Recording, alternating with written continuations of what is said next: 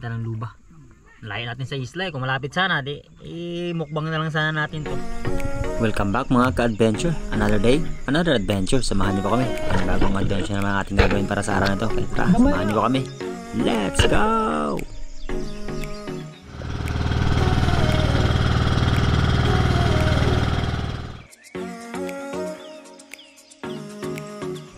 What's up mga adventure? Isang mapagpalang umaga po sa ating lahat. Another day, another adventure. Samahan niyo po kami. Another adventure naman po ang ating gagawin sa mas malayong area. At kasama natin si Native Channel and si Papa Tonyo, yung ating sweeper. Kaya we're so excited. And again, maraming salamat sa lahat ng patuloy na sumusuporta, sumasama sa ating mga adventure. To God be the glory sa inyong pagtitiwala at pagsuporta. Kaya let's do more adventure and let's go! Mula sa isla ng Kanibo mga ka-adventure ay babiyahe kami ng mga 2 oras papunta dun sa area kung saan tayo mamamana. At 2 bangka ang gamit-gamit namin dahil sa meron kaming mahalagang bagay din na pupuntahan. At ito yung pagkakataon para makadayo kami doon. Ayun mga adventure, nandito na po kami sa area kung saan tayo nakahuli dati ng luba. Nang naalala nyo po yung luba na nabuhay na nalaglag yung GoPro ni Kuya. Dito yun sa linampakan ng San Nicolas. Ayan, San Nicolas. Diyan tayo namana na may maraming suran. Kasama natin si Sisid Nathan. Ayan, si Papa Tonyo, ayan, adventure. Si Kuya, Native Channel, ready na oh. Kaya tara, manyo mga adventure. Ready na para sa ating unang pagsisid mga ka-adventure para sa araw na ito. At ang ginawa natin ay hinabol natin ang grupo ng unicorn fish or surahan. Kaya lang medyo mailap ng konti dahil may kalabuan ng dagat.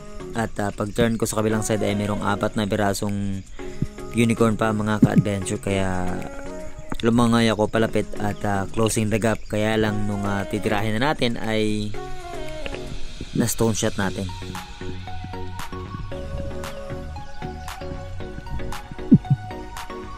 Ang lapit na mga ka-adventure, kaya ito yung nangyari.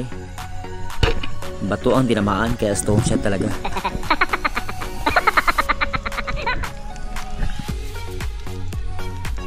After a few minutes at nakapagpahinga mga ka-adventure, nagay po ng maraming hangin at nagsagawa ng panibago na namang pagsisid. At this time pagtingin ko sa right side sa ilalim ng crack ng malaking bato ay nakakita ako ng lobster, yung kulay green.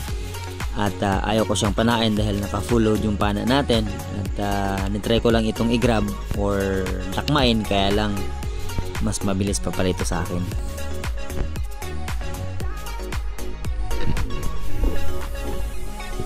Naputo lang kanyang antena mga ka-adventure, kaya umahon na lang po ako at nagpahinga, nagipon ng hangin at nagsagawa ng panibago na namang pagsisid.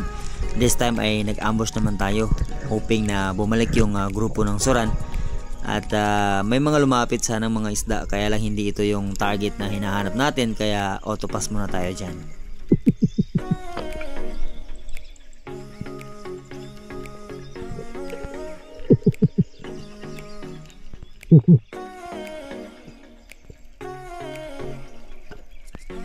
Lumapit kaagad yung 2 Spanish flag snapper or darag-darag mga ka-adventure. At yan talaga yung isa sa mga common na isdang lumalapit every time na magbo-bottom at mag-fish call tayo. At mostly ang lumalapit ay pating.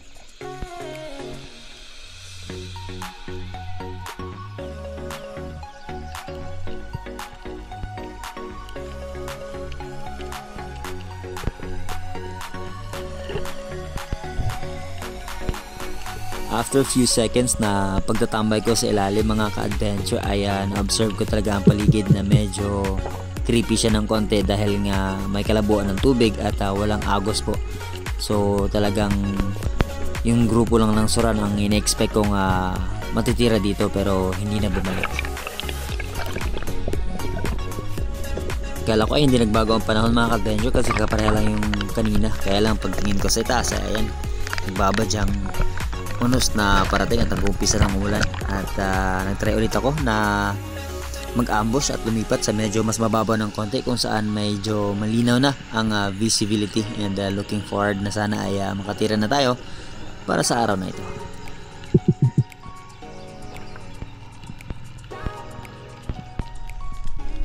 At Eto na nga mga ka-adventure, nakita tayo isang target, unicorn fish or suran. Kaya lang nung malapit na ako ay nag-turn naman at pumasok sa loob ng bato.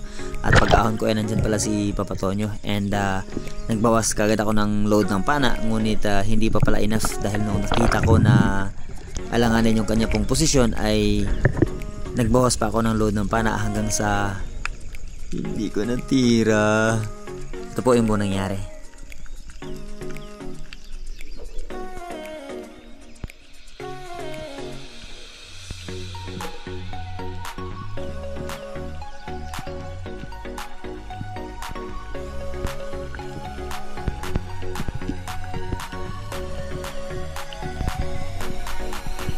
Nakaside siya mga ka-adventure at nagko-camouflage kaya hindi ko kagad napansin. And nung nagbawas ako ng load ng pana at titirahin ko na siya ay umalis naman.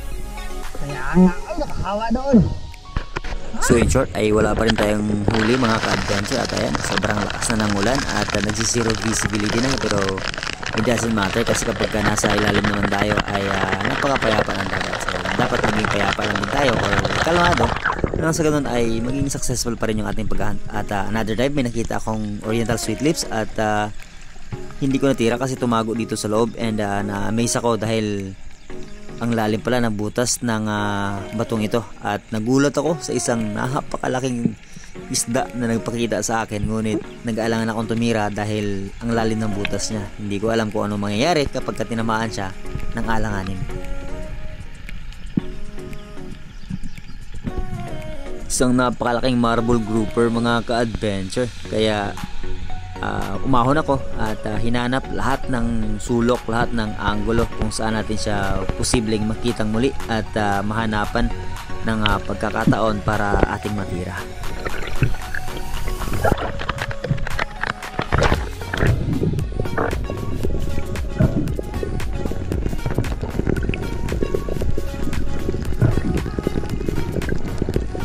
Magkakalayo kami ni Kuya at ni Native Channel. Mababaw lang naman po yung spot, kaya hindi na rin ako masyadong nag-worry kung nasan na sila.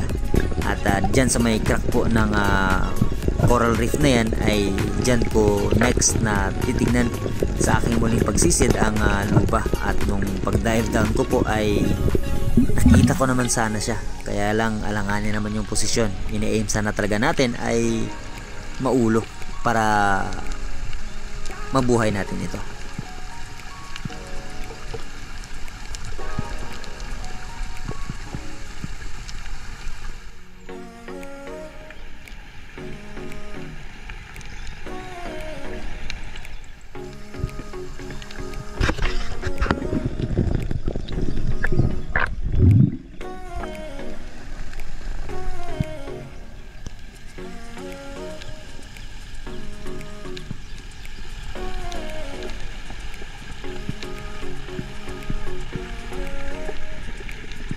Maraming beses at maraming sulok akong chinek mga ka-adventure at wala akong sign na nakita na pwedeng tirahin natin yung luba. Pero hindi pa rin ako nawalan ng pag-asa at dinaan ko na lang sa tiyaga.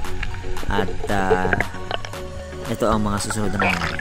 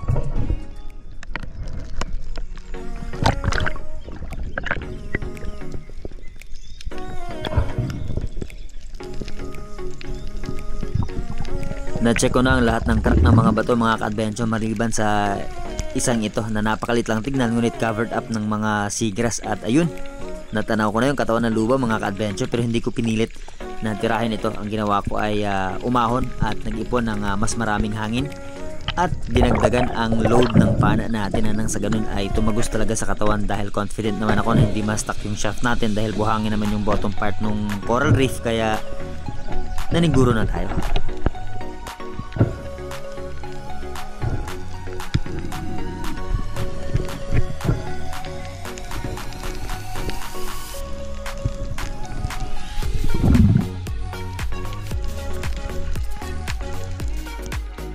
Approaching mga ka-adventure at nire-ready ko na naka-aim na yung pana bago ko pinailaw yung flashlight. At when I finally see the distance at talagang hindi natin siya pwedeng ma-fatal ay tinira ko na lang kahit alanganin ng pagkakatama.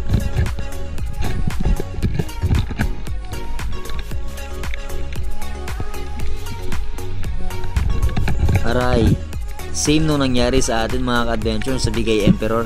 Pumalag at sugatan tayo.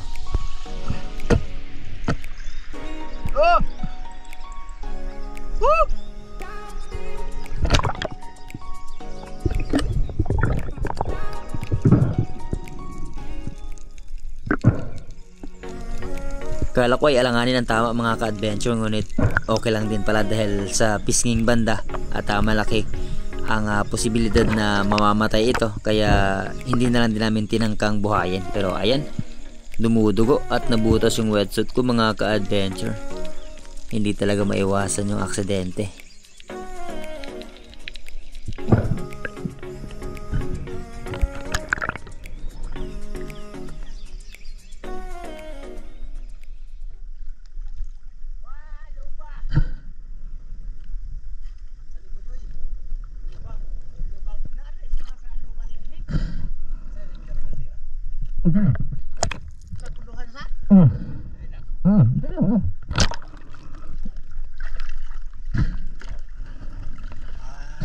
Kita samad ko. Tunok. Di sigong wetsuit na.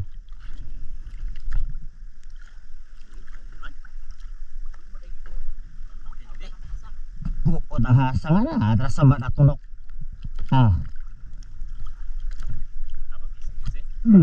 Pareha ba itong kuan? Pareha itong kapas-kapas.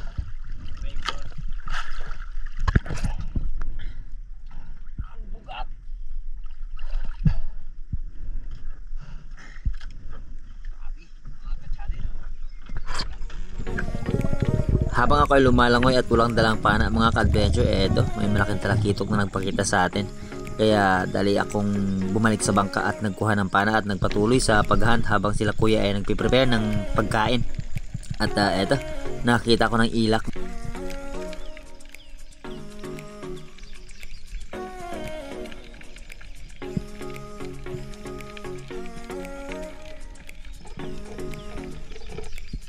Patuloy lang sa paglabas-pasok itong ilak at ayaw lumayo o tumago kaya ginamitan ko ito ng flashlight at inantay ang pagkakataon dahil buhangin din ang nasa ilalim kaya tinira ko na lang mga ka-adventure. Sayang, pang-ulam pa din.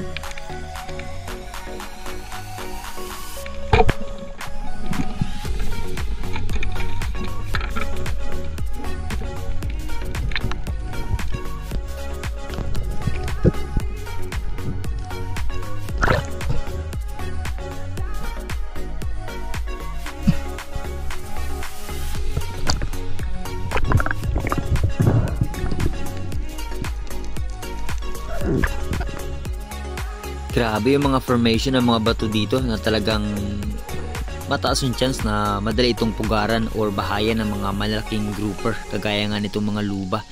At itong mga taga sa amin po na naglalaot dito banda nag-aarya ng kitang or long line fishing ay madalas na yung makakuhuli ng malalaking luba dito sa area. Kaya nalaman din namin na posible palang panaan dahil mababaw nga lang at another dive at napakalaking unicorn fish naman yung ating pong nakita. At ito yung madalas na senaryo na nangyayari kay kuya kapag tumitira siya ng isda mga ka-adventure. Na-entangle yung goma sa shooting line at hindi ko alam pero siguro ay mahaba masyado yung ating wishbone or mahina na yung ating goma.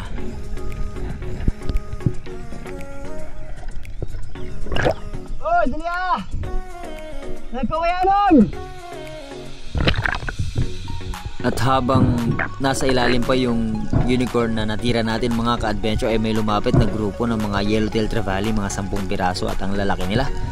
Kaya lang nung papalapit na sila kuya ay nawala na rin.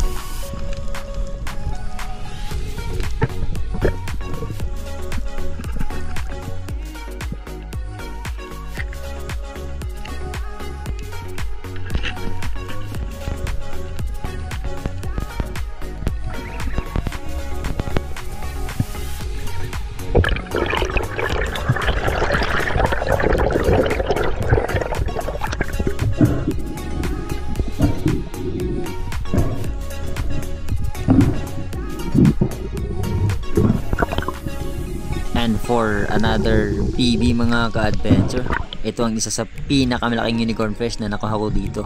More than mga 3 kilo siguro ang laki.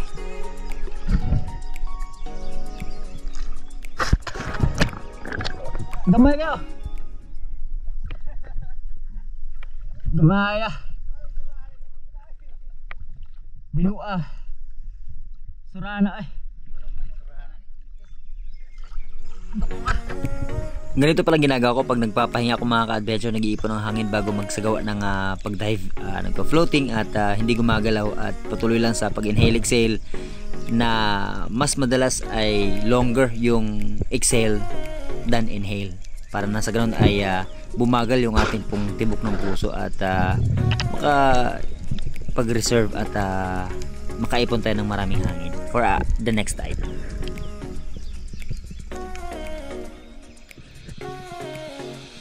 May nakita kong shadow at biglang nagtago. Ito pala ay tauban o cuttlefish at nitry ko itong hanapin. Hindi ko kagad napansin, nakatingin lang pala sa akin. Ang lupit talaga magtago nitong master of disguise na creature. At kalaunan ay napansin ko rin po. Hindi ko lang na isip na sobrang lapit pala at napakalakas nung pana, kaya na-stuck siya ng bahagya dito sa may ilalim ng corals, pero kalaunan ay nahugot naman natin.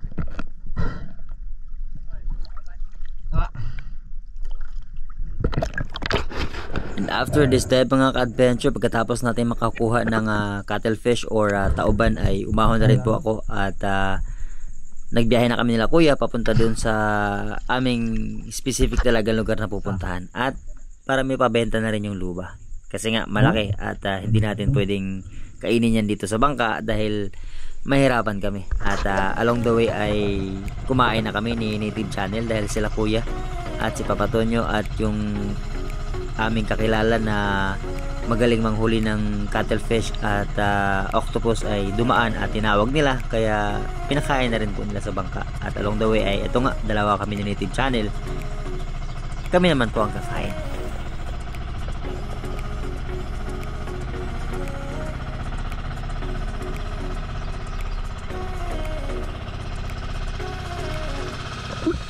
Sobrang hindi talaga mapapantay ang lasa ng inihaw na unicorn mga ka-adventure or surahan, pero again, isa sa pinaka best size lang talaga nito is mula kalahating kilo hanggang mga 2 kilo lang po. Kapag sobrang laki na po nito ay hindi na rin ganun ka taba at makunat na po yung kanya pong laman.